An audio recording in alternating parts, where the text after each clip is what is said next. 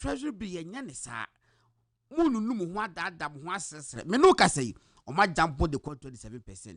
Ka be kwa ahoma no so Dr. Bano we economist we director of policy public policy wo IERPP ye be ko ne nakwa enkomo wosan kira de wo game pa ni be di enkomo ye be san na di enkomo afa Bank of Ghana governor na ankasa Dr. Siama da beto abonten say an trade war na course between US and China no province of China there be is Ghana a state in the USA there be it add then omo trade war bia trade war bia course wa add na so by so the chicken are coming home to roost. They are coming home to roost. Enti yakwa ahoma no so a ye Dr. Bano ebedi sa nkomo no modi enchechemu abre because omo na omo wonim de ewo ho na edi sa enkomo no na me try de bi to baby me pese me hu a me share with you me say road to dismiss Jimensa road to dismiss Jimensa starts with the CG. Road to dismiss Jimensa starts with the CG. NDC 4% obopamo Mrs. Jimensa ya woye electoral commission chairperson. Na according to Ghana constitution no obi to say EC chairperson, Shrag chairperson, NCC chairperson, chief justice, and now say Supreme Court judges, High Court, Appeals Court judges. Opese wo dismiss wo mo a age say wo tro petition stated grounds say enema weni ba ko wa yinti if you mu aba according to mrano say obi ye bone ugiri say chairperson of electoral commission wa ye bibire say entwe yi a ese wo tro krata petition udin wom wa address wom wa tro bone a wa ye wo da koma president na president so e da kwa koma chief justice president do what the man say pa or the chief justice pe kwa want so what is no say petition say pa or the chief justice na chief justice ahwe say enso gira wasem na wo de ba enu ana if there's a prima facie case dia ultimate establish here ebia the issues be 10 koye obehwe ne nema mienu bi was 18 de matoagu na nsem mienu we die ye kohwehwem na wo de no amamo na ye kwa kohwehwem eti wo wie say pa no wate committee chief justice no at committee say engudi asem no afeni afra wo chairperson electoral commission say bra committee anim ubegbo nkro ara say bo wole sese yi wadi a committee no recommendation ba say pe chief justice edin stamp position say pe no the man president no would need right to be able to alter the decision of the committee. Yes yi dadi a o say yi nadi yes ba ne tefe boso miensa yes ba na tefe boso miensa na NDC 4% mu yi message mensa di na procedure we room so mo famu a emfa because ma me nye boni bia wo betima cho stated grounds against Mrs. Mensa ebi ni ho. Don't forget to say ebi atro bi kwa na ato agudada enti obuchi di say enam say wo ni asempapa bia fa Mrs. Mensa ho no ekọ na ko chief justice wo ho say ase we di nyanse bia ni ma obeto agu. And what do we do? What they do is that and yeah, let us go after the chief justice first. Yankoye ni free ho. And to see to be chief justice fraud say pa. Na ye ni pa we peno. Near the number basi wo say one are chief justice. Now first major assignment they say ye control dia bra wo say chairperson of the electoral commission. I will see you the and beto when you say pe me President Mahama ma ready. Catch almost a committee here now about my fabra me yinedi. That is the plan. A planner or matro ediato. Etibe do mo ye no. Me see the road to dismiss the electoral commission chairperson starts with the chief justice. Sa no maye. Eto mu chief justice e dise pa. Eni buso mi nsia. Bo wo se petitions ne beba. Se ye kokko yi e friend say me see Mensa edi. Me no ka say petitions mi ensa. E na o matro de aba. Na yesi to le bia bo bekawa. Petitions na ba ne say yenyi chief justice edi. President Mahama said the constitution demand no and then saka petition no and until what the American Council of State for say almost so she say the constitution no etie ye hwe na interesting times ahead men person make cansem nyina e wa bonte But what I want to tell the public, they say, NDC for your majesty be chief justice. For ma omukwa yi Mrs. Mensa edi. Na Supreme Court mpanifo ni bi enkomo a ekoso abonte no sabuni mu se nyina wo Ghana. Committee na omubete ama omadi asem wei no. Me pa cho committee no o ya church odi no dem dada. Committee na ye bete amo matra sa asem we su chief justice asem no o matro committee ne list e wo dem dada mani abot committee list no so mehu mema mienu bidi wom judge for mienu bidi wom na omu wia so mu wie na omu yi chief justice edi a se mema mienu omu baako e de be sa appoint no as acting chief justice. Somebody from me anyway. Me nka kese. Interesting times ahead. Mon kosa mun tie hun tumi radio 95.9 ye hu ye nte ya ye nka ho asem. Ye hu ni ye nte ya ye nka ho asem.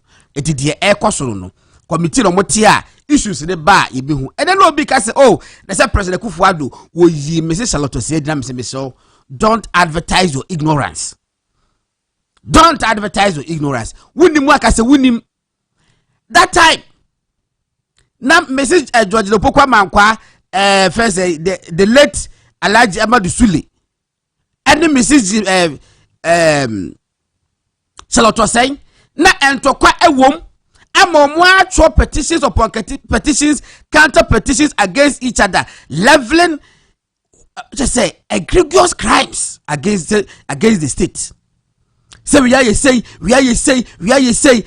Chairperson to be kase the deputy chair Amadou Sule etimi create unknown police stations at the NDC for no ajiskedi ni nyina ye documented Benjamin adwa next week kwa holidays the bar we can have enough time and discuss the Charlotte say issue ibenya sa asem no ni ye discuss ni nyina etinya se na Kufuado no wati baabi ene wo se ti mod nti wo yi Mrs. Charlotte say edi na pet entokwa na ekoso no e de beye sa se sa de omu mese nyina no omu nkofi we bia enye bia eti yebedi eho enkobo na kuma voice na board first no nyame ado ba cha de kwakuda road trance movement in the morning na na mo behu videos no kuma se ayede areho abade na so no Kumasi ayede adum ba bi ahye Dr. Bamiako Holmanura me say a leader leads others follow a leader leads others follow Dr. Bamia a lead wako after that me say pedifori bi so atwotwo krata say to commiserate with them say I didn't see no ya reho me who said that's why it's always say a leader leads others follow to Dr. Bamia as a leader he has led others are following sana etie na enra Dr. Bamia koye kumase fo ma yi bi eyomontoma pachaw say Dr. Bamia pachaw ya obone say ya nto aba ama fachaye I didn't want to kojo ayi de the report when any buafu was say munya one man to abanti weye saso ya tiabre but enye hwe say omugidi say omo aka ho e no man koto aba no ama MPP ani nkunim na tiafe ombeye the correct na nyame ntosu pangu so na Dr. Bamia be flag bearer 2028 no yakopo sa ntosu pangu so ne interview ase na Dr. Bamia e ma me president e wo 2028 elections enai omo sanyum Just enuma no matoro omo black and white a color TV according black and white omafi Dr. Bamia omafi na Kufuado ise omo de dunso mu omuwu yabobo eni nyina e wase no ade ye striking ne say muntaka injeblis ade emo 1500 bags of rice and cooking oil 800 boxes eko kumase ne omapamo almost one for that dem kwede be baby omanyo am on say so anyum say yempemo omapamo say se akoko na Ghana ebe de Ghana ebe de etiye ni nyina no ye de ni ehwe bi NDC for koso eye yi se obobeyi nipa nyina di o my Ghana mu Sam George born ho samane se one day wa ya de se oyi nipa di and then me no kasen me hu se case bi akokot na oma file ade no yem se enne mehwe date no oma file ade no e wo court se oma abawe bai wayi omadi no afedi asem na nya land wo court enipa be 40 ena omudi omu and yesiu attorney general yesiu national Lotteries Authority yesiu Ghana Revenue Authority yesiu chief of staff any other institutions omoyi nkofo adi no edi bebre e wo holomo akrama ubodi no holomo na yem se Gofredame mehudame and partners it means suspended Gofredame ne law firm no and they be represent omo. That's the best way to go. Eti meka one more ye utifi ye wedi no monko join because a class action eti mo amutifi ye madi nyina no monko ho na monko support mu nuanom say court na ene ye ba musimunie na munyina mu gu holomo na mo bo mu chidom e ma judge for no ehu say ena asem no akwakodudu eti no ye bebo mabaso amewu Peter amewu anopa no ye tese ya che no na achichachichire de medical card che before penifo nyina say obi anya ready ye be chi obi a enso asawle nkoko to polo makodi fo ala kodi bi mu ye chew agu anim ase ye chew e dey satisfy NDC fo a say obo person mu hu bibi say ya chiwi atum that's all what they want to achieve and they are on that road they are on that path say on be chinkofo eti MPP ni bia ene Sam George etunanie sub ni ministry ni ho wakase bia kasantwi ena ministry wei ena nipa no ha se no wonye patriotic enough ena ya boka ena ya say L30 go ye say kotol $1 ena behwe ena we mu discount e ka ba ena say this na abene na mukasa abenya na mo ba ba mu amukọ no mu ja gudie bi to say first na nakufo ado wa ba die gold ya wa say no egu ankremu eyema diamond nie wegu ha say eyema eka bia ni o my Ghana mu etijine ko was it a walk in the park and timoba no na mogiri say rose flowers and ya tegu from le go na mo meda so to fo meboa na hibiscus flower this is in chai ye budidi government abai we fe ye budidi government mo hwe so nya adwuma no na theatricals na mo ye ni akoka we just to throw dust into the eyes of the people ni die munyai ba maka wo so a we institution a ministry department agency bia na wo da no ya NDC for to the near si wo so say omo egum hu fi no mamo nkohye dem ye ntimi ntra ha emeka masem mamo because mo hand over those ye hu bi mamo nkohye dem ye kama sem sepe mo fa nchechemu mra wa wutimi nkasa wo de tro de fa ma wo bi na omo enye ne kama se bia ye nyina betimi aka ho asem mamo nkohye dem gold board me last ikitu na metie fi ho gold board nyamenu ni kwede se MPP for mo ya yedi wo ho dodo budget statement ba yin ene mayade menim nipa wakasa wo budget yi ho parliament anye impactful MPP ni bia waka budget ho asem bia no to say cogent points ena mamiki Ghana for enyamu arehemu but gold board ne de ya me say my too quiet or is it too technical? Certainly no. Or is it too good? Certainly no. And I'm sure some beka ho asem. Certainly no. So what is it? MPP for gold board. Monti sabonti na monkabi.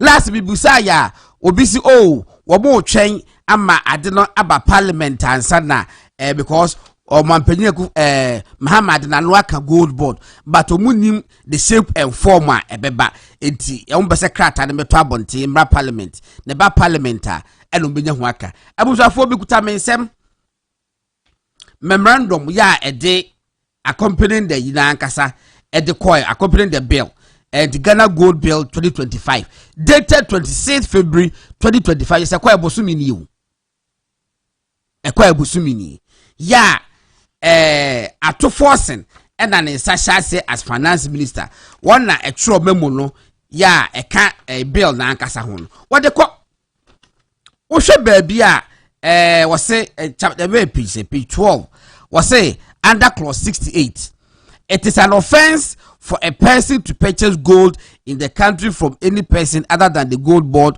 or a person licensed by the gold board. A person who engages in this act is liable on summary conviction to a fine, a term of imprisonment or both. Next paragraph. Hana mentia se kralo. Was it the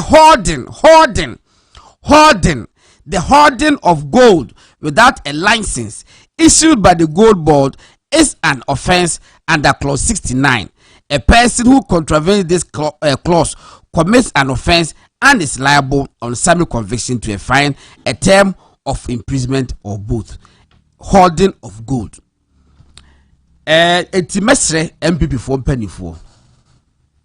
I don't know at the money more parliament. Monshara munchechim. Na munchechim the difference between we and the Ejapa. Ya MPP for the bana or man tiasino. Monshara no yeni husa nkomubi. Na nkofo hia public education.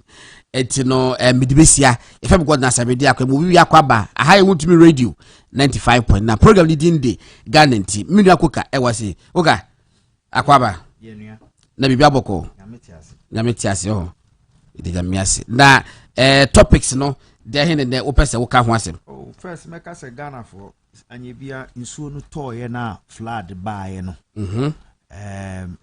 with the radius se na ado ni ho nti yamfa how bia megu no so se on enyi gatem ba enra nsuo no ese normal sphincters motorway part of Accra yeda radius se wa hwe nti Ghana for mokola market na wo ho no as early as possible monye clean up yen clean your gutters because nsuo na start no inyan we mo amu kofi mo ko adwuma so anu mo agya mo windows ne sa anoma no ye momoden a ne yenye eno na we chamba gold borders ma o kan yeah wo gold ofi ebi wa busua ebi abusua mu wo bi kakra ho ana bi ni ho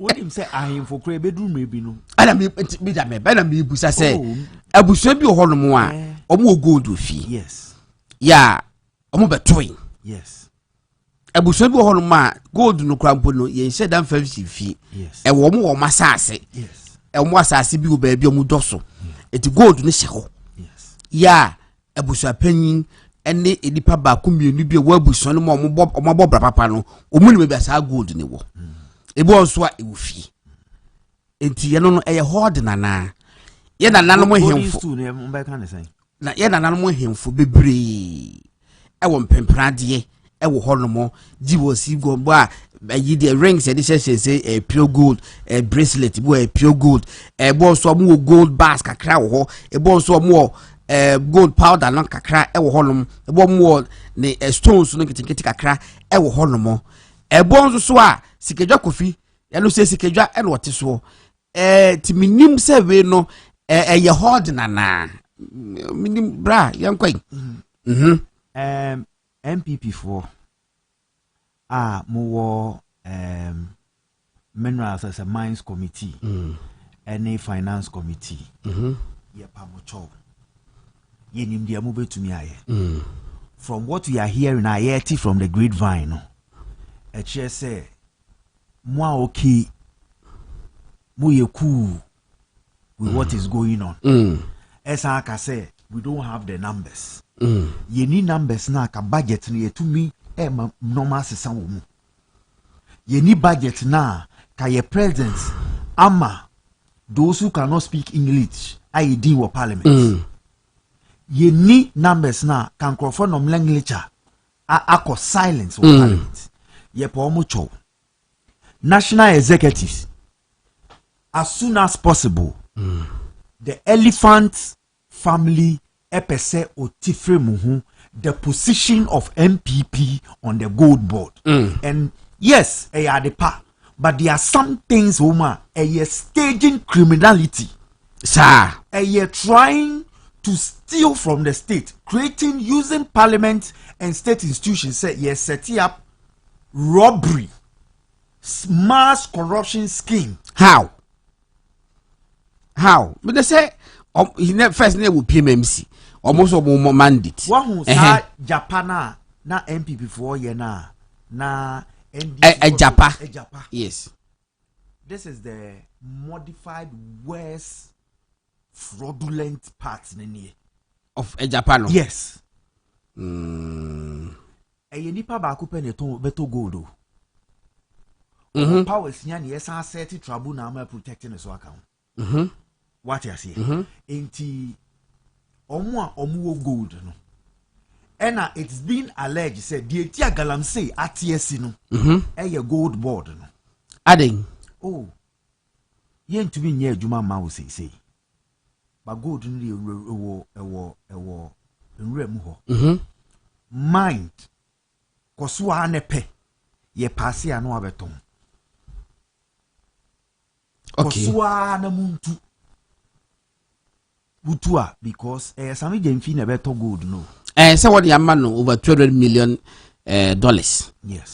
Na sika na ye man no kra sika na mo ko fa fi. Se Ghana sika. Na revenue say no me generate sisi. Oh, say budget statement in the bar. Say no the appropriation ni you sense allocation so. Yeah. But ubetumi enye sika no based on what is available. Anamebo. Yeah. Into inflows ni say. Oh, say budget statement I feel no wie appropriation crop I feel on ba be ye ni ade. Enti no pro estimated they say almost says can be masami jefi. Yes. Enti as and when they have they will deliver. Yes. But say MPP amaye hu a yen Canadian o executives no abatu oba wo omo mu hu den na say yes the party has a position. The party must have a position. Yes, the party some be kire followers no yen ye to abama mo se mo nkwohye ho mo ba de na mo ba ka kire MPs no mo constituency electorates na wo ho ne to abama come and address them to say senior mutu bi ko Kumase ekoye budget follow no na me pa chi wo former former majority leader honorable say Sabusi. Yes. Or your spokesperson ma board na gold board na ade waka ho asem or see is good. Oh, okay, say we obi busa no. No, or see is good if you are going to do what they are doing, and we are saying there are things that are inside that and yet but never bend the what is what's our good board that didn't ma any one ownership of gold. Who will be a chase you are holding? Honey assemble no mami say we read it or yeah was say page 12 was saying under clause 68 it is an offense for a person to purchase gold in the country from any person other than the gold board or a person licensed by the gold board. A person who engages in this act is liable on summary conviction to a fine, a term of imprisonment or both. Then holding the holding of gold without a license issued by the gold board is an offense under clause 69. A person who contravenes this clause commits an offense and is liable on summary conviction to a fine, a term of imprisonment or both. Otunfuo golden stool. So be license and some will keep it golden stool. Otunfuo ornaments no. Nice. So ko baby a jewelries ni sa no ma no. So be license and san wako. Ohini bia obeko baby bia so obeji. Oh ye wedding, oh ye bibia jewelry. U free abontin na oba Ghana so declare jewelry. Enya unya license. What you say? How does it work? And also no ye the gold way ti say ye wo galamsey water den guards no. Ye the gold guards beba.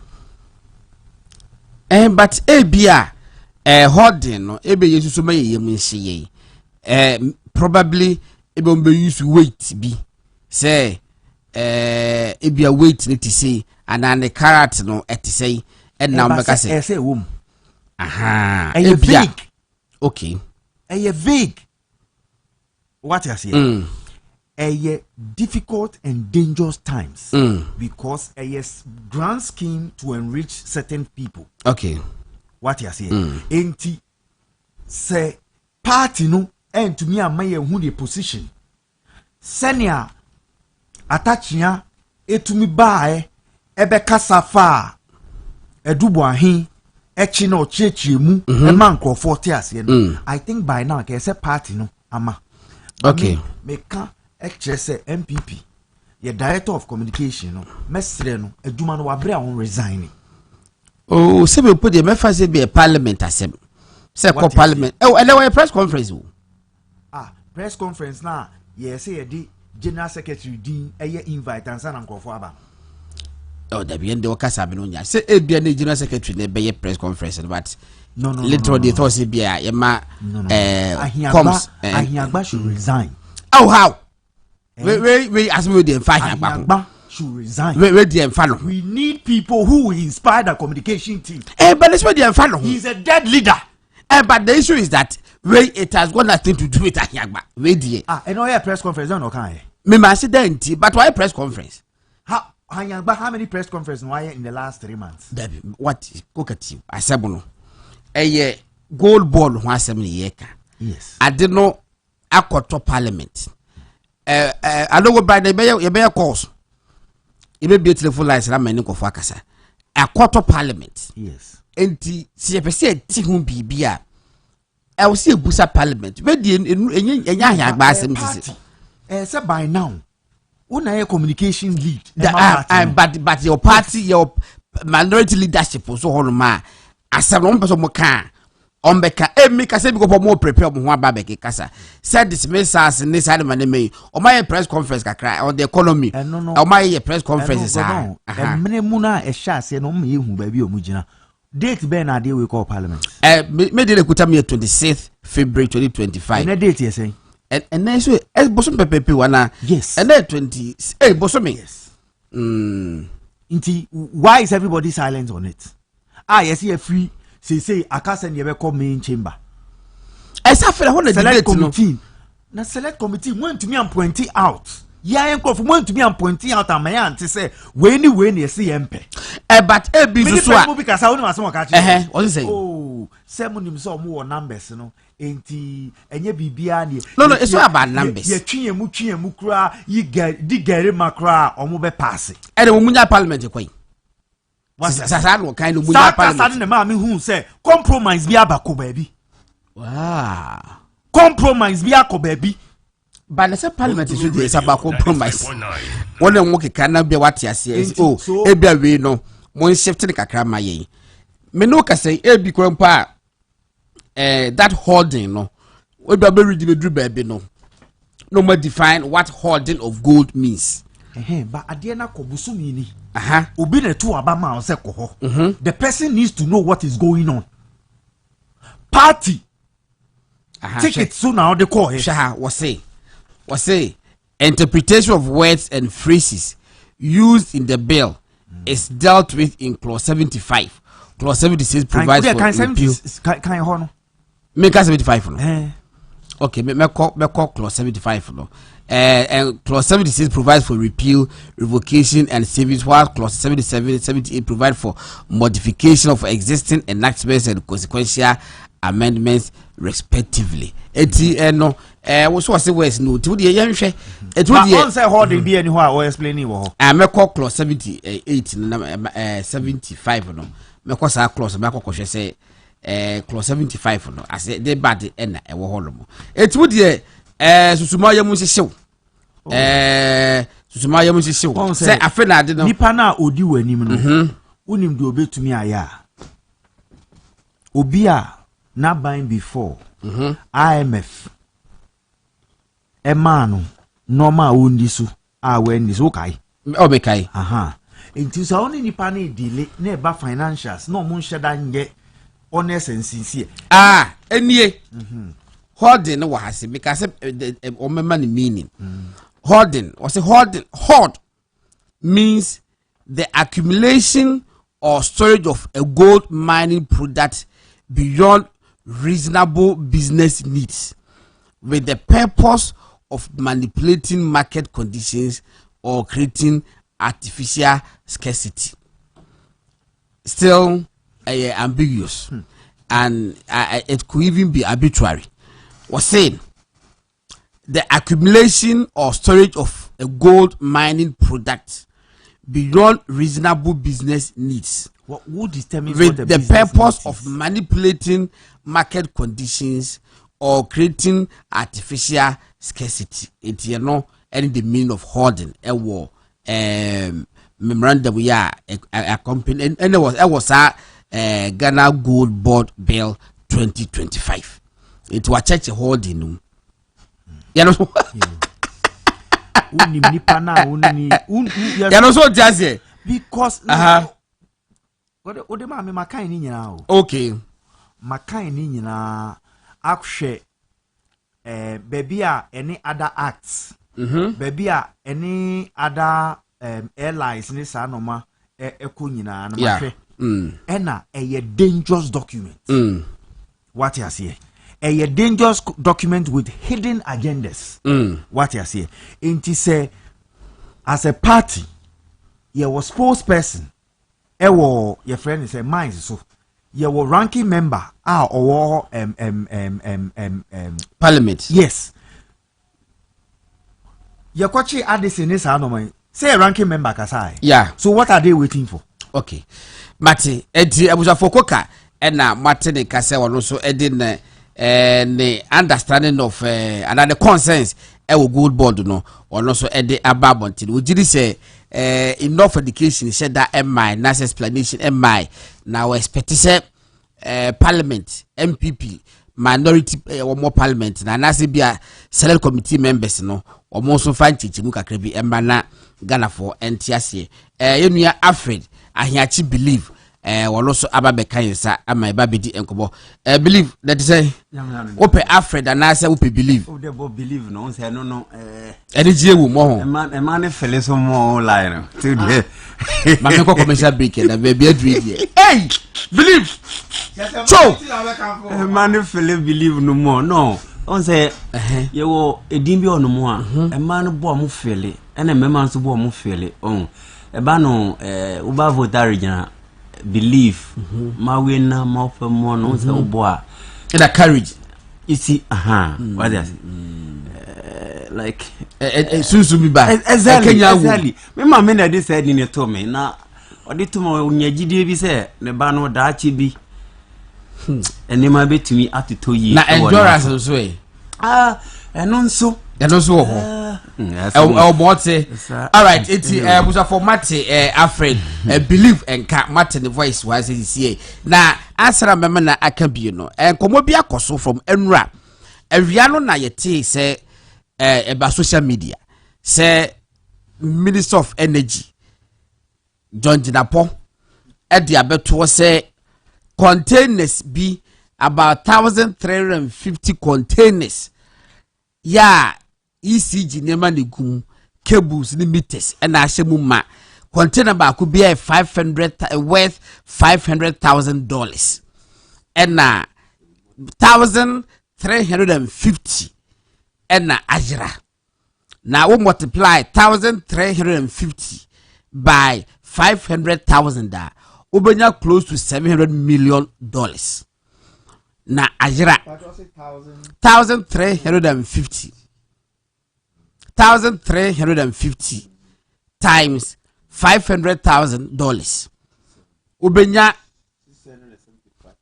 say 675 million yeah okay $675 million abusafo Makers of judgment data. yes abusafo Ghana abobesia ewo IMF ho na bosuminsia se bosuminsia bia no ne amai $600 million the whole Ghana yakwaje $3 billion o man fa ma ya mum na holo masa bosomiensa no ma me $600 million.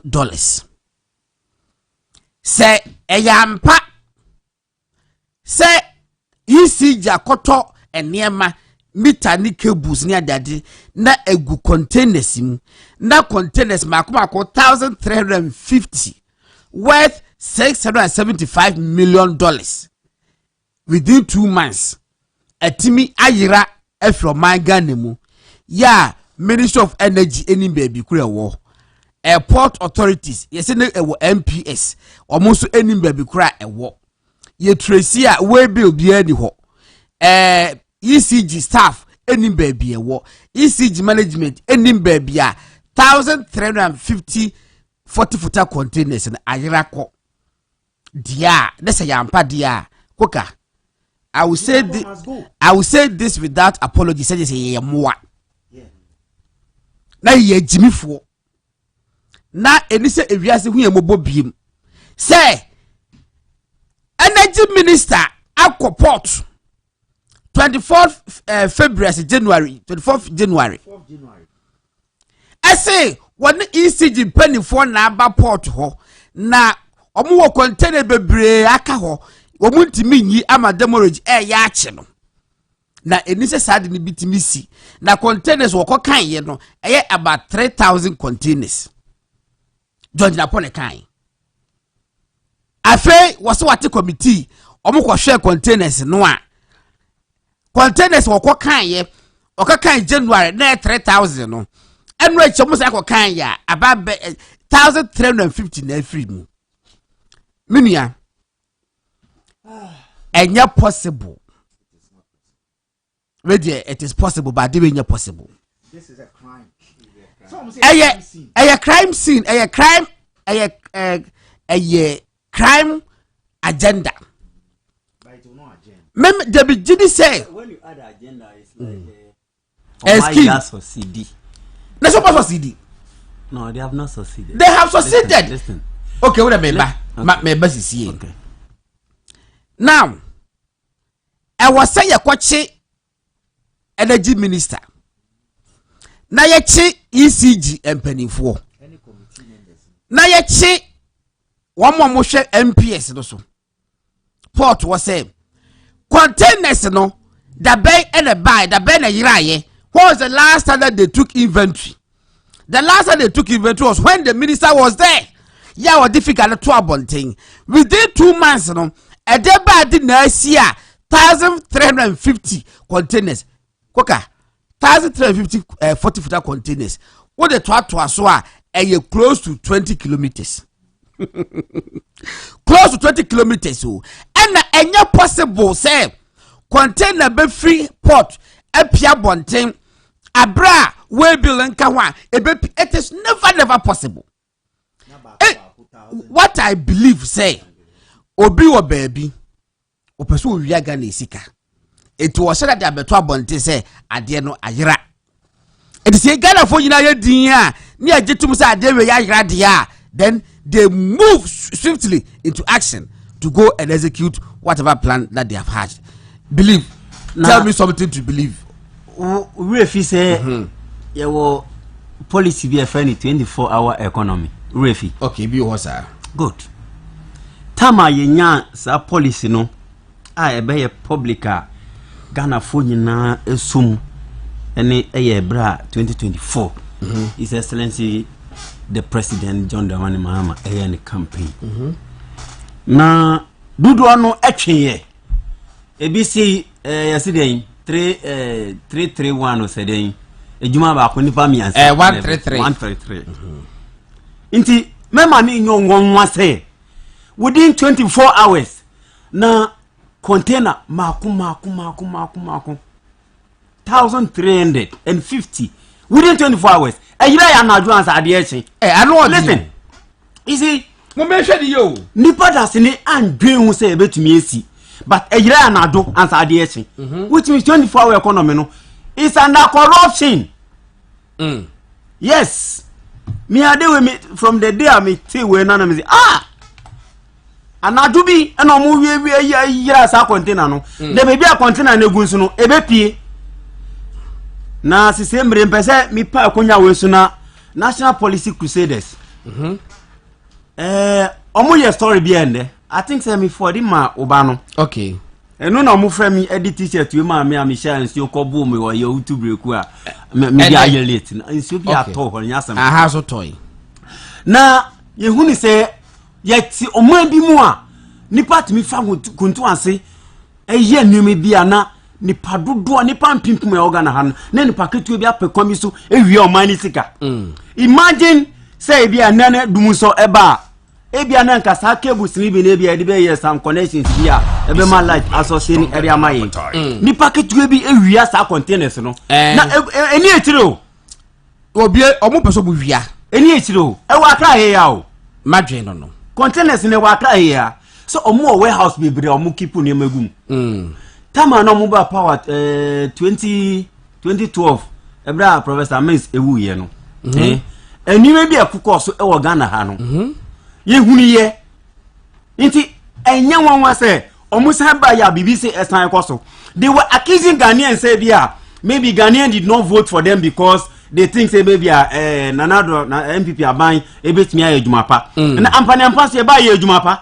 They spoke against our policies. Emma Ghana nyafu enya so emphasis on. They spoke against it. Indeed, the youth in this country have realized omato ababone within less than 3 months. Less than 3 months. Shesika ayira.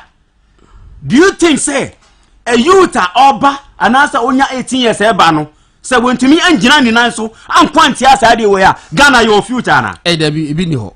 Any future marry future no what I say we say be gina platform so ever catch who Ghana ni say MPP for this car nti muntu obama me ba me say ya within less than 3 months she dia kwaso nti say 4 years in the name be say Ghana ha are we joking in this country look yama civil society organization Ghana ha nyina me say muma yem pega Ghana franga no enkyere yema mpani John the Mani Mahama ehunu say we dey entrance ye be demonstration edit ya omo say ye demonstration na baby a containers na akwose no oso mo yipie na tie wuni bibi yeah Sami Jemfi ai mo asa wakana no atum oh so wakasa o wakasa de e dey waka o gold board oh come on the okano krapo de no kan pesa me come asem look you don't have to tell me and I say layman Ghanaian say ye na nanu musika kwakwa mu de jaye na omudi bisie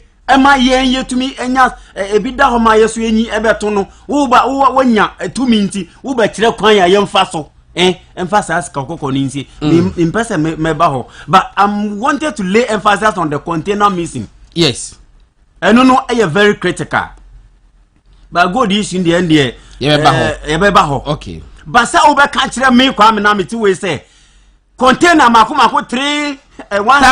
1,350 ajira within 24 hours there anya me wan say research na mubabe ni we na mubabe e wo port ho na port nkwani o ko Bank of Ghana na ko hwe de ekoso ko viare na ko hwe de ekoso ko giare enu ka de mpie yo na mesi de ba be pie ni de Ghana fo ma munye kom sir nsam gugu kwan so ba wow wait so we grade afa na mate nsam ni na kwan so ba na Ghana fo so be hunu se reset na ye kan wasem no ye nu ye ho se ye to abama reset chen se ye de oman no adu pempenso bia na nka osenka ye to aso ena ma Ghana fo so okay MPP ma ye bi eye na e ma NDC so aba na ba na NDC ba no Ghana fo ma ye hunu se ya to ababone se ya to ababone dia se nene ka se to aban na na se NDC tumi nya 30% mpo awayade I'm telling you on authority you can imagine say the whole country is going to IMF to take this queer money sa coins your friend yeah coins na modern na say modern so a no say nyanti ase bi say ye body oman a da chimma no ye be ba benya so mfaso ya mbedi oman a ni paketu bi ebe se oman ni sika ekogu omfie e de ajapade e ma omo busuafo na echire ma no aba bebre and the yen to answer in some munuso, our Ghana has to say. Nanso so, me pesa me magana mebru eba, me ya bebunitino de bia na me kuma mebru no. Yenya asichire say, whoever become a president, whoever become a minister, the person must be held accountable to his or her office. Yemba office, ne say enoma enkoye officer or say you to know your sorry waka. Na yetumi ekuti asa anoma no. Enti sadia ye bedu 4 years e be san to aba no. Na Ghana na enam no ya wi ni nyina manaka dompe. Na dompe ni so na so ma hwehwe mu nyina ewie. Nti next 4 years a MP be san ba abem no enema ebe din ama Ghana.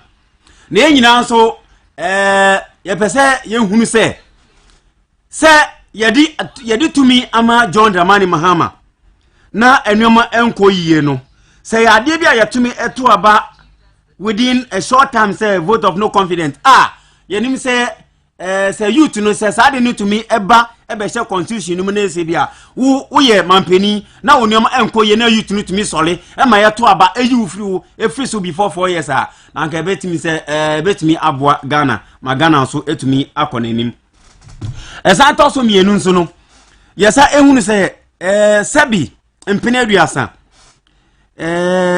John Dramani Mahama ni bosha o share yen ansa yeto aba 2024 manso a Ghana fo eto aba ema no no ose oba obeye mampani a ema omo Ghana ha no na appointees no obema mba no enya more opportunity than the men ana meboa no cray enya me na me kan yo ono na kan ye na wo hwe MMDC list a eba ye ya yese mu suon wallahi hwema me ba me nkyerem we bi say in a voter region krapo aye almost stronghold krapo no wodwen hu a wonti ase emma apply ye no dudu na so ye yomu free mu because the fool say emma no mu hu hia boma me do voter region or say out of the 72 names mentioned so far only 5 females 17 names 72 voter region 3 out of 18 Oti 9 no woman Ahafo 6 no woman Bono 10 2 women Bono East 9 no women Northeast 6 no women Savannah 5 no women Western North 9 no women we maye ni abie ni amaye hu say ye vice president ankasa otisu ya oyo oba na efisi bia oba be kwa mamba no wadi amiamo ono bi o won Trump de wadi yire ni mo hwiamo ye maame nu emai mu sori o wasamo mu broken heart ha so wadi mu hwiamo mu sori mo ankasa dia ene ye de musin abegya na ankasa munti o mun sori waka munya demonstration nti omo esa say tumia o say ma ne nya no eni si aban say ma mu hu hia me so wo pretumi dia eni o medede mo se na ma mu di akire eye campaign mumfa so ni o mumfa so ni se na ye de be ye mo na se na ye de be mo dia ne o say mun sori mgina mo nanso me se sa mu organize demonstration ye be gwa ma demonstration no Ghana ma mun sori voter region oti region the Northern Caucus mukra na mutu dudu no 80% of the vote omunya no e go free. You can imagine how painful it is oba apply for MMDC na yi na di free mu e di ama bema e de na mo ba kire ye no say my sister eka ho na wanya e be me ya isan say onya ye ni say okay good e man no yes ye mamutu mi what men and women can do better. You should give them the opportunity to exploit their view, to exploit their gratitude, to know that indeed they also value not only educating, but to the big offices. And ma muntio, ye catch remo, ye de beka no prena remo. Say, muji tumu a maji atumu, monjan tumu a ye ni say ya mama appointment, ya mfama anya twe. Ye di mo ye say domat no, ye nantemo so e Ghana ha. Sana ndisi for ne e catch re, ye mana ye Ghana ha no. Te mun sorry. Si sembra muti e enim se a free next month to call demonstration Cassia Umbe, Edia, any Sabai. It's an somebody Yamo. Somebody Muhiamoda, Musoli Waka. All right, I was up for not just say I would have for Massa. Me were Mr. Mammy Miviana, your friend, your D. Uncle Mate. It's afraid I actually believe or not believe on no pa and Martin and Casse Wakasa Ewo container no kakana container 1,350 Ghana 1,350 containers, each worth $500,000. Wakabumwa a year. 675 million Ghana, 775 million United States choppable dollars. Adiwe it could be the biggest syndicated crime in Ghana for the meantime. There, $675 million. It could go down as the biggest syndicated crime in Ghana. Na it was said that much na omofre energy minister. No more questions. No more free port do so especially MPS solo. No more questions. No more free ECG in 24. No more questions. Now we some year inquiry grandpa it should be live on television. Crime $675 million a day. And what high senses for some catch us. Jamia Duma and na 26. If from we fear that airco ya 28 no. Omo the promo bi eba for kitchen appliances in Kwahu promo number 10 days and 28th March to 8th April 2025. Kitchen appliances, tese juices, toasters, sandwich makers, kettle, water dispensers, microwave, air fryers, steamers, and in the maybe break gas cookers, and the man dorsal ice makers na eka and into no mekanfo high sense for nema ediama omonema diana airful na quality no so die. They have never compromised on the quality into the mekanfo ediama say oko showrooms across the country. Amrahia, East Legon, Accra, Tudu, La Paz, Bachuna, North Industrial Area, Junction Mall, Achimota Mall, West Hills Mall, Temba Community 1, Kaswa, Kiseman, Bachuna, Broadcasting, Kumasi City Mall, Kumasi Edum, Kumasi Post Office, Tafuk, Adas Old Tafuk Kumasi, Kumasi Tanoso, Takrade, Takwa, Sunyane, Tamale, Hohoi, Obwasi, Mankesim, Techiman, Dasoman, Kuforidia, Temba Community 25, West Hills Mall, a hefa and high sense for any ever my ganem. Baby, or more hollow promo no started between started from 28th March now and the 8th April 2025. High sense for any I don't know. But you say who stomach ulcer and a typhoid fever about so and now would dinner say we ya now diarrhea make for gastro mixture at the amount. Your bar unya menses and now boonsa. Na ifije edum esun kwa twa adwoa wadru ni menso plus mixture make am for eno e de amaw wota adwun so basa 2 hours no adwun so untimi na so de papa em wani nyi wo wiase prostate enlargement urine retention wadru any Prostaplast mixture make am for and also edit amount o produce bua call repass benches o kan see drug lane na naboache heba Tema Community 1 market Ekus pharmacy Ashama main station and then House of Drugs La Paz ubeta from 0248 778899 0248 778899 tabia takum ememe nyina chief justice and abeyu ememe nyina appeals court judge and abeyu ukwane ebu to say poking crime let's say woda baya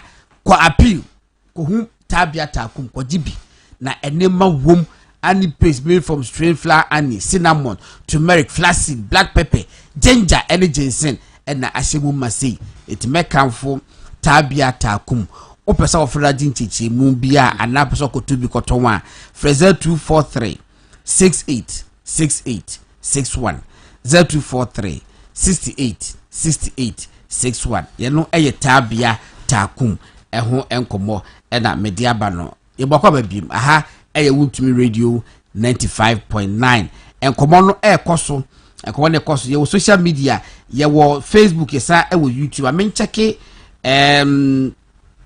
YouTube this is na enkofo bi perifo bi the messages ni bi aba wona men hwe se messages no mo de buy no because the program is very interactive until the year family ne ye hwe was say the money given to Sami Jeffe is almost the same as the interchanges NPP government executed.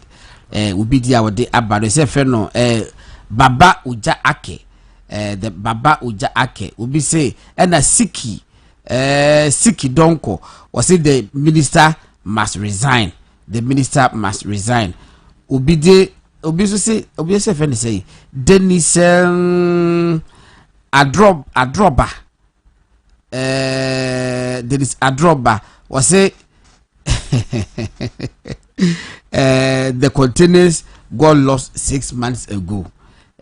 Massa misinformation being was say a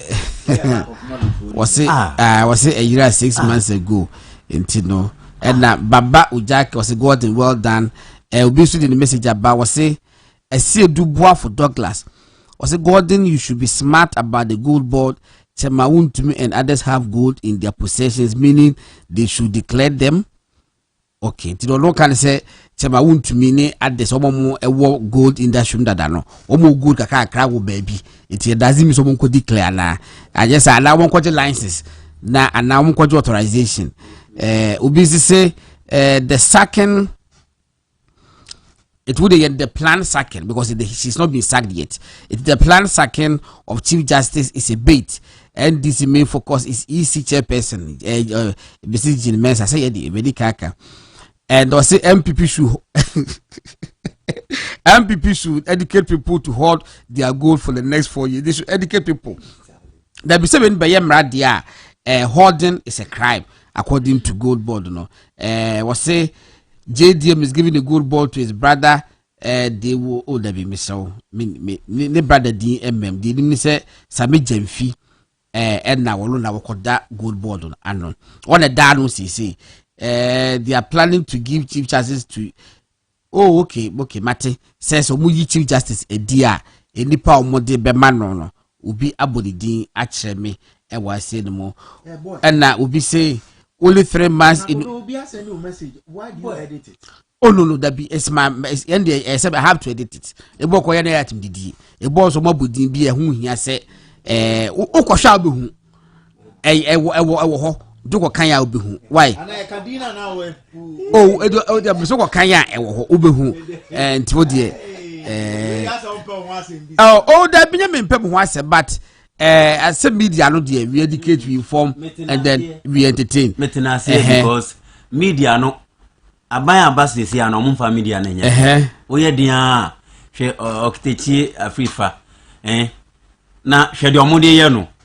We, eka say, you live in a country whereby the media cannot express their views. Obise. She's weeping. Was say I'm weeping for my grandma because you'll be the first person to be arrested by this gold board because then Nananu will go. It will fee. It was said Nanani Becheno. But I think say to me a passive crime puna. They have a lot of education to do. But before the passage, it was say omutimi any kind of fooding komo na enchichimun eba yempe adibia ebe arbitrary. Will be the message about afa. Doma hine ho so we me semo yen ka doma hine asem ewa ha doma asem no yen ka bi ewa se limiti no me mpese fache me mpese me entertain ayibia ifri ho because yen the topics no enka ho nti eda ebeka no na wo di aba to the trot ho eda ebeka no na wo di aba why na wo person you pon a wo futime frame me busa me say you know me ka ho asem ben ya metimi aka me opinion on it but on this program there yen ka ho asem koka 1350 no say unya nka bi ana it started from 3000 and about 2500 and about 3000 two interviews or say back on or say the irani 3500 back or say 3000 pray enye papa ya ne beka che say na aka 24 hours na ye fu wala san ye beko dum so 5 hours. 5 hours. Jinapo has consistently showed that he is incompetent. Okotumfo okotwa antro. So why then? Doom so kumase na ende. Ne insunsanso real evidence of doom so and she market na. And the boss Bejina, President Bejina say, I am going to talk to the chief of staff, Max Lock boss, and gender and see what they can do. Who is the boss? Who calls the shots? Yeah. And I say, then again, the president is not in charge. Why are they in charge? John Jinapo has been consistent in everything doing. As a minister, what Juma is saying, and your policy, I hope I say no ma ye Juma. ECG wa udi we near CEO privatization ti omu daily affairs nya wum. What would they at all? Mama, you are chasing somebody. A Dubuai. Say why then $7 million and $30 million. There be 30. You Ghana cedis. No, some say $39 $39 million. And adieno okoto any $9 million. And why purchases? Mama, Dominic Ahi. This is pure corruption within you. 24th January 2025, he went there. Obi onenoko hoko yes, our county no is corrupt. Is a thief. I see a chin. Efahi pot, which means weapon yashe. A best shock you say years ago. Na NDC was so an uncle forecast a year or port. That era is coming back. That era, Ubo say, Oka na party member be chinu. That era is coming back. Or yeah, then and Oko arrive and he's still at the parliament or Baobe Kasai and you allow him to go. Now, also wachi Ubia or what signal Wabokro no. How did you do? Or more the products in the buy, you know, the importers, the exporters, ECG, officials, everybody needing what's our conversation by now should be arrested or interdicted. Waiting, say Munko Tinefi, ni en shishum, kusita mi behu. But mama, the end no. The only president or your corruption why your oral team ni member party member ni official ba kukredi ni. That is the man. And we clearing agent obesuma Dominic Ahi amwa be clear. Dominic Ayine oba be clear. One of the incompetent your friend saying attorney general doing trials in radio in the media, sentencing people in the media without evidence. Obia otumi kofa A4 paper keke no a church or normal no the other to social media. There is no linkages, there is no evidential linkages of the documents. Sa ECG adewe. These are the early days of NDC. ECG adewe. These are the early days. Are you Jana Patro BB? My memory, you know. Was say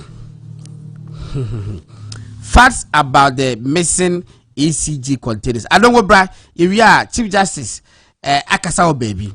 Na kuteshi kitu be just about 30 seconds. Mebo, utia deeply. What is it? A foot no de ama. I don't go to the other bra. And was saying facts about the missing ECG containers. Let me set the record straight. During the transition period, the outgoing MPP administration disclosed that approximately 3,000 ECG containers were being held at the Tema port due to the inability of ECG to clear them. However, upon assuming office, I visited the Tema harbor and was presented with a different figure of 2,500 containers, which had incurred a demurrage cost of 1.5 million Ghana cedis. The discrepancy in these figures prompted me to establish an investigative committee to verify the circumstances surrounding the containers. The committee's report, which was presented to me, confirmed that over 1,300 containers were indeed missing, contrary to the narrative given by the previous administration. As a result, criminal investigations will be launched immediately, and those responsible will undoubtedly be prosecuted. Government remains committed to ensuring that such irregularities do not go unpunished. I say now John Jinapo actual, but I want to put on record say John Jinapo in this case, were a person of interest. Yes. Yeah. No. John Jinapo, a person of interest. As ECG, a Minister of Energy on call. Only ECG, the regional inquire how the whole thing happened.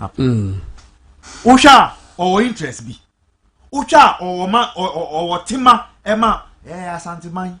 The normal Asante mine. Why not? Cause them all the pain. Yes, frustrate them. Adia ocho eno. Inti ni English and the mass nenye. Uti wow rough interview I going to call parliament. Then I'll kind.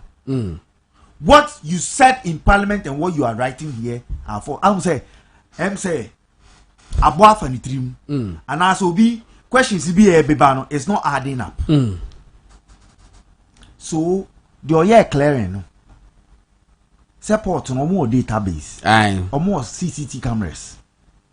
The port should provide the details of that because we don't trust John Jinapo. We don't trust him. Obi or prega or nyafi prega. Manuel C. Boss. All right, it was a 480 no, and I mean, crop ya cobra santes so actual BB. One also responded to the minister George Laporte by no. I mean, read the crop ya deal so. Was it? I need timeline clarity. In your latest post, you made an argument that the MPP transition team said there were 3,000 ECG containers, assuming it is even true. Now, you have reiterated that when you visited the port, you got to know that the containers were 2,500.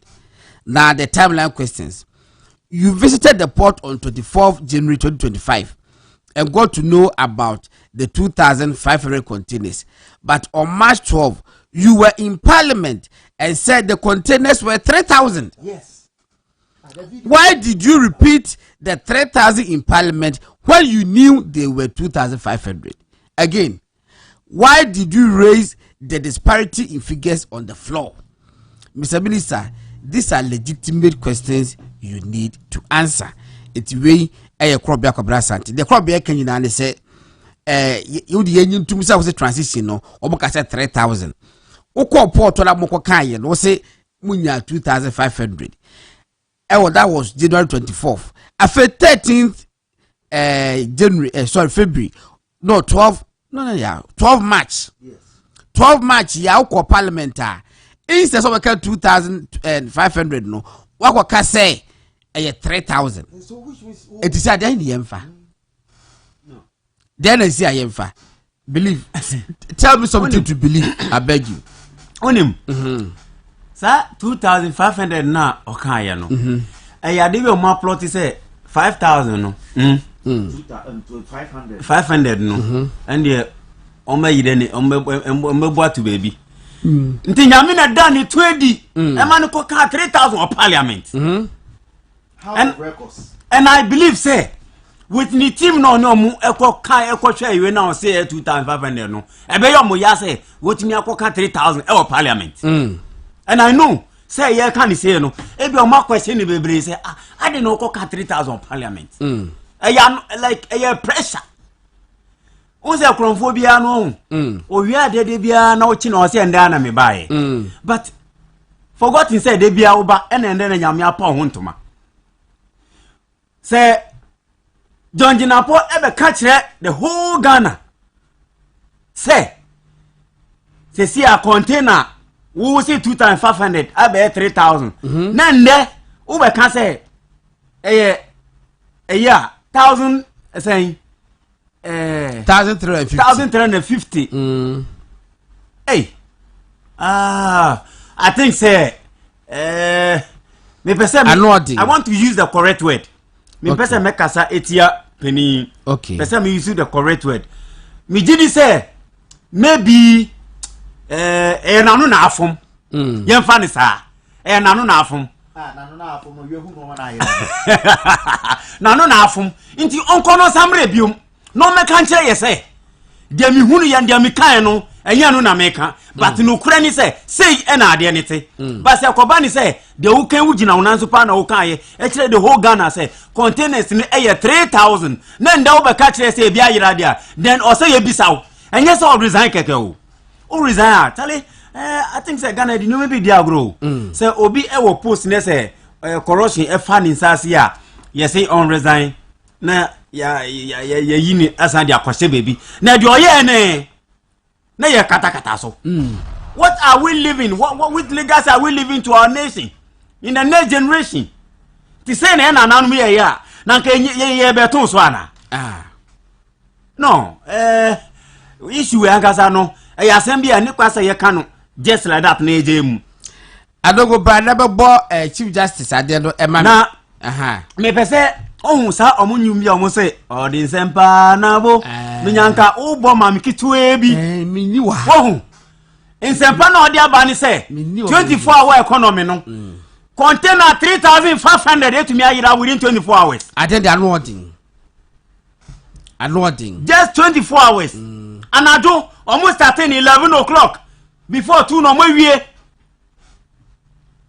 minim evidence ne be pie bibi a container ni she tracks omudi load containers ni ko se nyina no ebe ba ken and then me come platform we say enche ni nyina be pie na start pie a mo de yebo ebe bre say yes date bi say mranti we bi eba ye ebe kasa ye fa ho na eni nyina pie na say Ghana ye say sebi empre bi asa kakape eni ni mambi da ogum kura epie abonten ana me boa nti se na etie bi a yetumi ehunu say papa bi ye penim bi e wo man mu a oyale a yedi pick up efa no ko hospital de yenim se eden awei ebe pie ken ne se pie nso a ye pese John Jinapo oman eni ni di the state versus John Jinapo the minister be ka kire ye se container na ayira no yehu wo de ka so okay 5 ayira about the aka ni na yehu wo ka sa at least Ghana for ye ni beje kakra chen se e bia wo be ka se ni nyina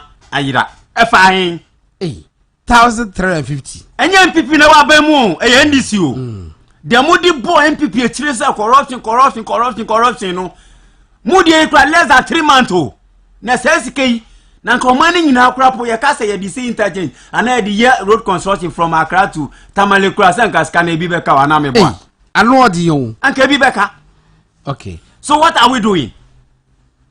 We need to work on this and make sure the reality come to the Ghanaians to know say o man no ebegina any minister ni edi esan say we betwa ntro anase obeka no kra a kire Ghana fo a na o say youth ayo man mu ye sorry pa ye pese ye manti ase bi so esan epie bi say since I am NDC for ye omuruzi office January 7th no John Jinapo kroya ebetwa ntro che say ye crude oil aka ye de power is only 4 hours 4 hours crude oil so say o kra dia ba enye 24 hours na e ba o di bible so me brobo so me mpo 90 days into ba che say mu by 90 days no 4 hours na no na egusu ya na say ma kra bi dia ba we kontompo bi amotwa editre Ghana for na Ghana for so ehu montro no reset na mu kan wansem no na ma start no na say ma starting so e be ma mu say Ghana for ye ni short memory ye kan sempa de obeka bia no ye be refer wa chinechi eno nti na wo twa ntro a wo fi se bia wa kan tra but embre bia bedu anukra ni bededi no sesi a wo video na ye kire se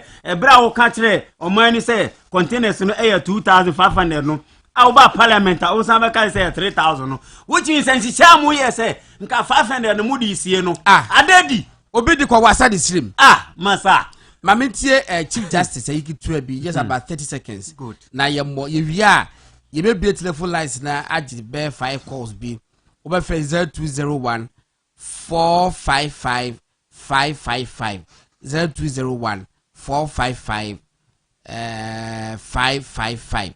Mame enye we ni sisi ya na me mo we na me ti efo to our lady chair on ensuring that you have the competencies to be in the place that you are put. And I was reminding myself of recent conversations when people would say to me, you have held up, you have done well in this onslaught. And I realized that what has held me up is the assurance of competence.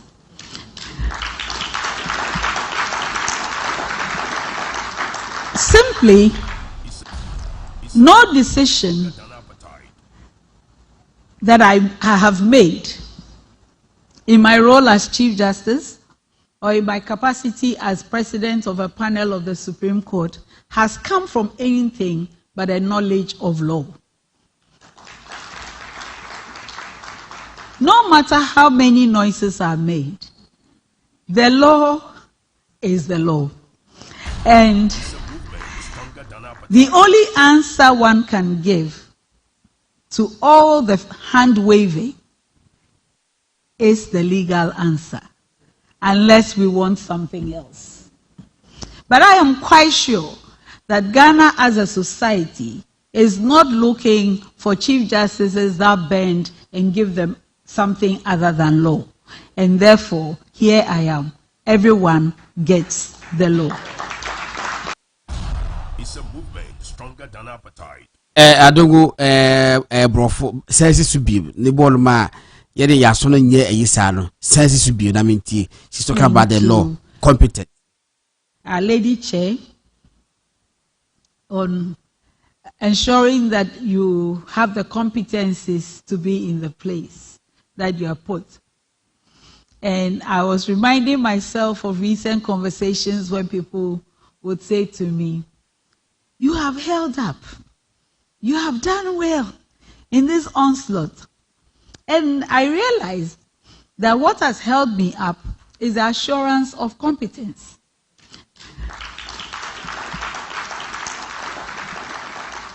Simply, no decision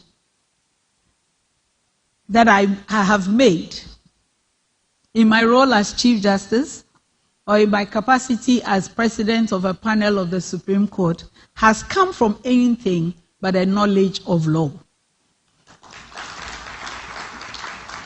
No matter how many noises are made, the law is the law. And the only answer one can give to all the hand waving is the legal answer, unless we want something else. But I am quite sure that Ghana as a society is not looking for chief justices that bend and give them something other than law. And therefore, here I am. Everyone gets the law. It's a movement stronger than appetite. Penifose asempa 8 ya. Asempa 8 ya. Jami adwa chalo pano. Yetrase ibenya daje na asemu ya Chief Justice aka within 30 seconds no yahwe na yedi eho enkomo. Adogo brade ya pick calls ye 0201 455 555 0201 455 555. You pick bear 5 calls be na nipa ye NDC for AU madi ewa adwumam nipa NDC for AU madi ewa adwumam no, especially on that topic ye na person ye discuss be what experience be what fast wudua kitu bi wadamfo bi obabi anyasa experience ni bia enwumre obetimi ye di ho enkomo kakra bi na yahwe. Hello, good evening. Good evening.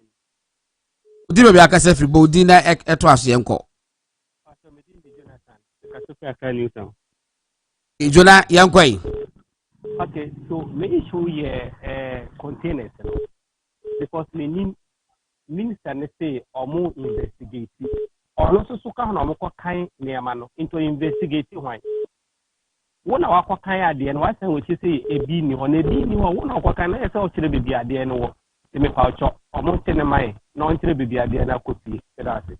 All right, it is Jonathan, and now also at the Nadia Ebay, no, aha, I want to be radio 95.9, Ghana and now you tested my yidi and Cobol programming the inside and it's 0201 455 555. Hello, good evening.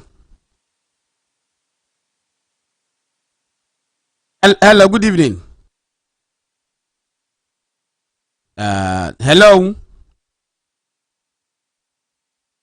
Hello. Me pasha meto kakasa. Good evening. Meto kakasa why? The pastor, your friend is saying, container now more can happen. Container last year on a container a year. The month has a book franca.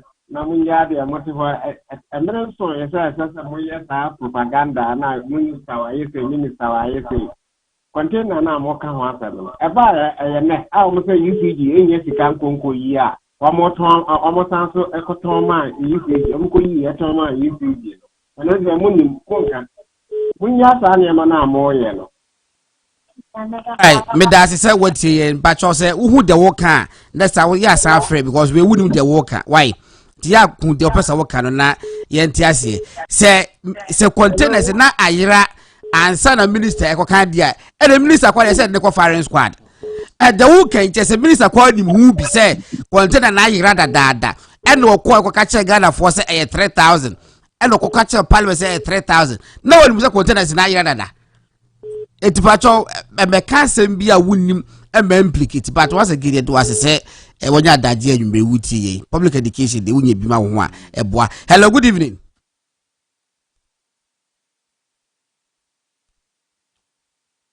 Hello, good evening. I don't go for you. Hello, good evening. All right, it's next call no a bar, ye be fano na yashena.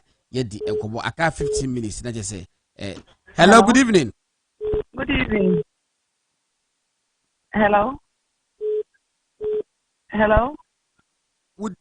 Hello. Hello. Hello. Hello. Meto kapa.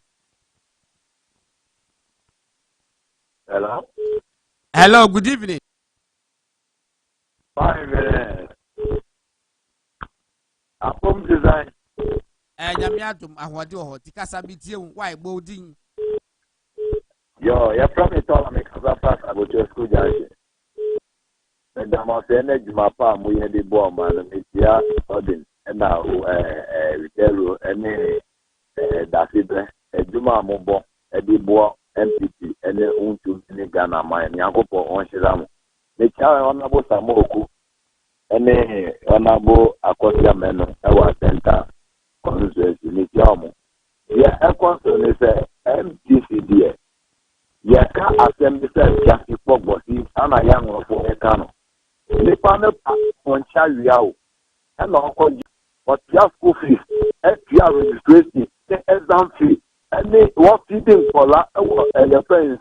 School that they are now you see that are buying of the future. One who is and the offer a football to the Jabba. I was there 3 months at your mother. 3 months at your mother, yes. I was a football to buy it. Oh, you call to the house, and also, or first budget in a lot of Matemi Dasa was ultimately or thereby my main picking last 2 calls now. I'm right back to the studio. Near joining panelists now. That will be the final lap for 12 minutes. Okay. Hello, good evening. Hello, good evening.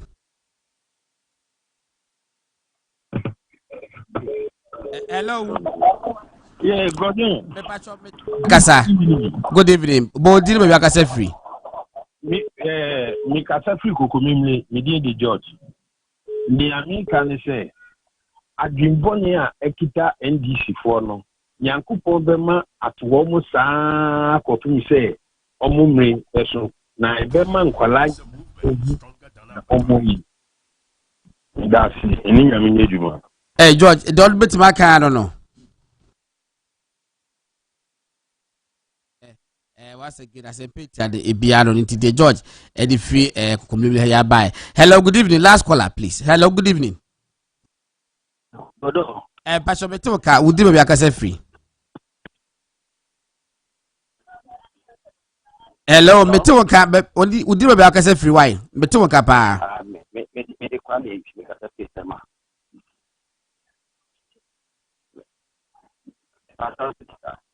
I mean, Mr. M. Metoka, Tikasa, why?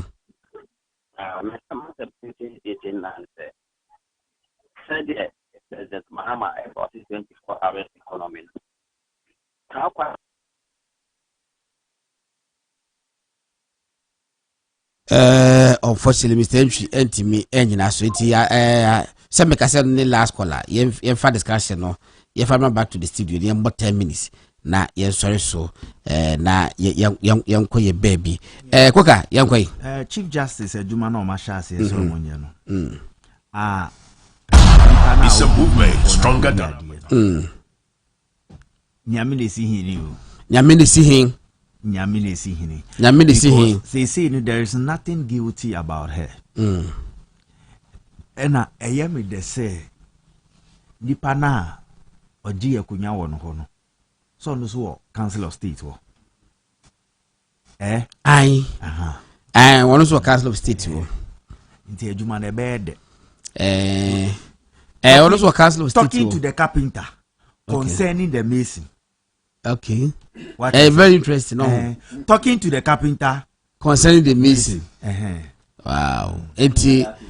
Justice Sophia Akufu. She say we can't Council of State. No kasapa. As will be a children adjourning or no journalism clock or the back of Juma. What happened to appear before her one day? ABC.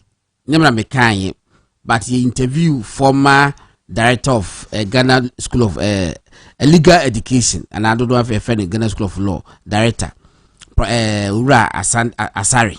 I know I do the first say Asante and I said Asante lecturer Asare yes me I equip for Bukan Isare yes and as for can Asare it be meeting half of them Isare and I'm because I did so the Asare na Asare and na ye interview ABC for ye interview and na waka say admission of students to Ghana Law School no e wo so bu biem me kai sa ta man ko pa ya ai o kasa so wo so bu biem ene se musi mark e kwa no dwirim kakra bi ewum e o ka ho asempa ene ye publish the papa ne kan me ho no ma minya krata from Judicial Council. Yes, say we should appear before them. Na ade ya twra fa omo ho no. Omo ntiase. Eneja. Me fefe panifu abusa. Ebi mo fefe me wura kabra bla me hie. Wo frɛ me nipa bebre. Atese Kwaku Asare. Professor Kwaku Asare lawyer and I say friend do friend Kwaku Asare e wo social media. Wo kwa frɛ me. Ana me so meko. Inti mini keki enyo fa kwachi o madam keki also EBC ena ye koy eti ye kolo ena interview ne papa ne ye no ye di nyina gu pen drive so ena publication ye di nyina ekoy ye koy no coincidentally na papa no so much krata so no so mrabi eti koy no so wo ho dan ne na nya senketo a me koy the Chief Justice herself Madam Sophia Akufu oti adwam Justice Doche eti adwam ana no odin na no odin na ye koye obia so gina no money din aboy din we say the same an aden yetimi tro asem we say fa Judicial Council ho ne judiciary no ho am Madam Patron respectfully enye ne ye tro fa mo de obi kan ye e de ya publish ye an ti no e de sade a ye fa tape ni nyina amra ena misami adum e wa ha e o pen drive so publication so nti mu tie a no be hu die de ye story no yankofa full tape emra am so de mesrewo ye small media house you need capacity see a best store will be you need in kobo 2 hours na ya store any ko din komo 1 hour you need that capacity no the year story yeah you say be that thing be asem no you need itimu kipu nti enu nti de aba no oso yim an na se twofo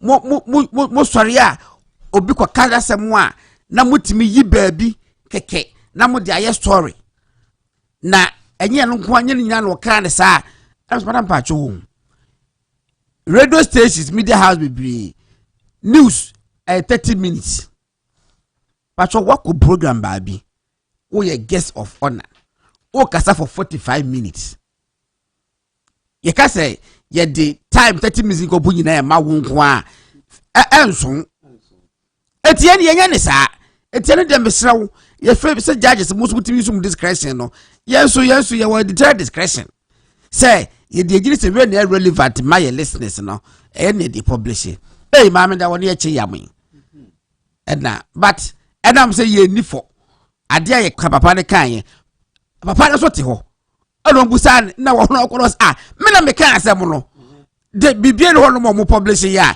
enya me na me kan it mean ye na yes sorry very interesting chief justice eti enei oka waka say yi said we free so anu achi no ene babia adna koto no wata wote ho eti ye hwe de obeka ke correct oka say wo kira say yi a sound yi sound of pa kire o pa che say enizifo eye dede say MPP eye corrupt enso monso mo na corruption eyi no port no eso mo no de opa kire ni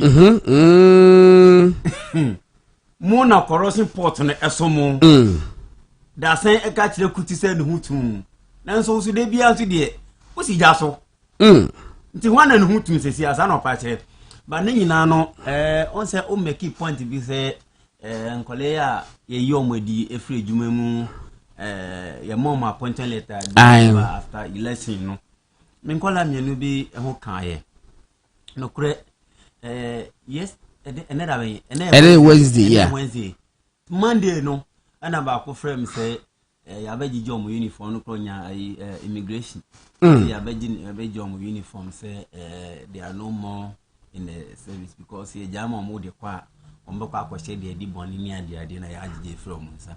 But the point here is Bosha would share Ghana for say ube create job 24 hours no enu ni nti sani pe ya bia na obi na bo ano nipa ni gini bibi kakra nti obetene fie me koma de no di abare no hey yo Ghana megunu NDC for say ye mamu ejuma mu ye MPP fo nti na ye mamu ejuma mu ntie ni yo de bia meka me say platform bia menye bia radio TV so me board the same point say NDC for say ye mamu ejuma na che say mu ye MPP fo nti na ye mamu ejuma enu na say mu hunu say NDC have no future for the youth for that matter or say ye mamu adwen mu eda ho all the time say me de be wieye no me pese me fa akonya we so na me chia me chairman wanya voter original chairman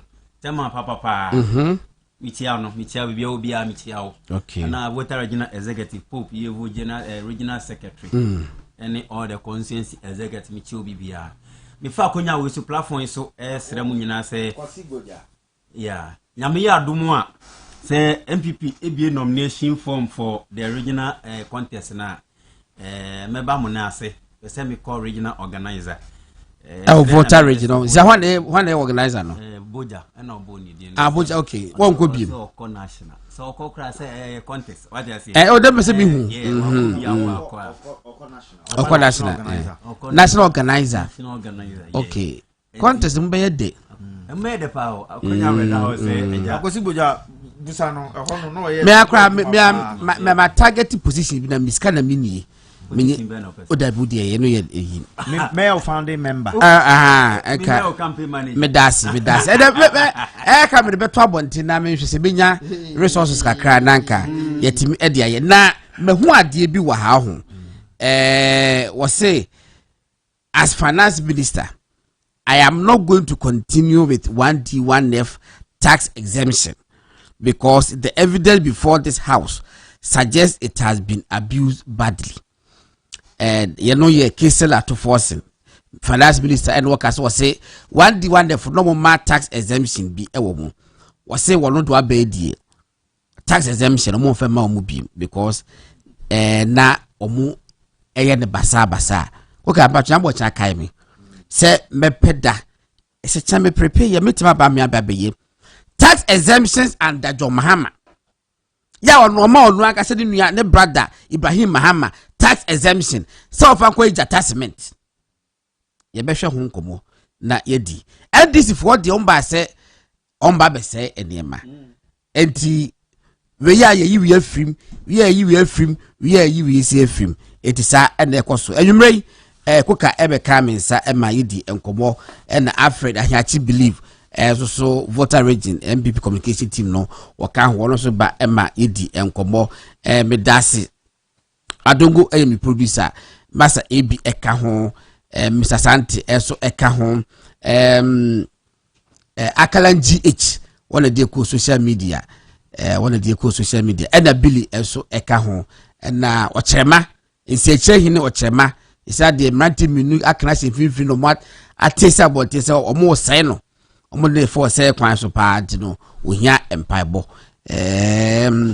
Kristo Kweku general manager once again thanks a lot if I'm God na Asare-Bediako na me ado be channel pa no ye be share e wo Kwaku Debut program